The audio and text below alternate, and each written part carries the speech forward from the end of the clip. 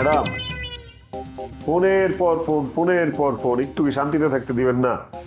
এই আপনার জন্য বান্ধবীর সাথে সম্পর্কটা কাটা হয়ে গেল। কতদিন পর বাসায় গেছে, একটু বিশ্রাম দিব না? আপনার যন্ত্রণার প্যারাই যে চলে আসতে হলো।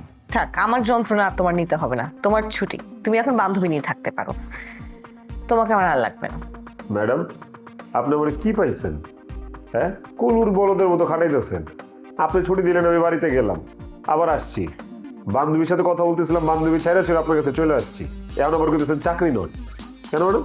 বড় লোক হয়েছেন দেখে গরিব ঘরপেটে লাথি দিবেন? গরিব যদি একবার জায়গা উঠে। পাগলের মতো একটার পর একটা কথা তো বলেই যাচ্ছ।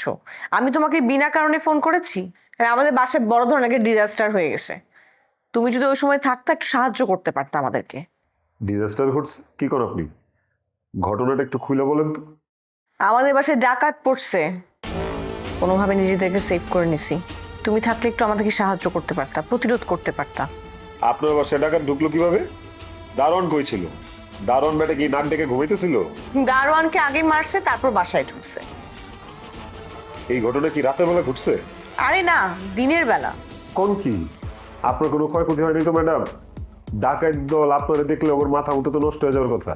আগে সর্বনাশ হইতো আপনার। হায় হায় রে, আমি যে কারণে ম্যাডামের কাছে চাকরি নিলাম সেইখানেই ব্যর্থ হইলাম। ম্যাডামের জীবনের নিরাপত্তা দিতে পারলাম না আমি। আহা, কই যাই ম্যাডাম? আপনার আমার চাকরি খাওয়া লাগবে না ম্যাডাম, আমি নিজেই আমার চাকরি খাওয়া ফেলিলাম।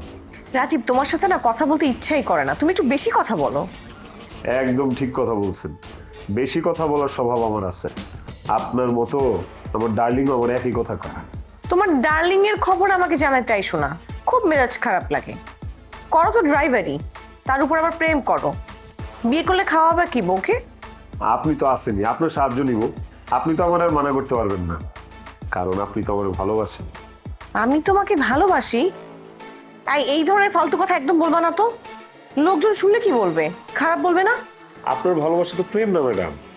আপনি একজন শিল্পপতির ভাগ্নি হয়ে একটা ড্রাইভারের সাথে প্রেম করতেছেন, তো মানুষ শুনলে কি বলবে আমি কি বুঝি না? আমি কি এতটাই পাগল ম্যাডাম?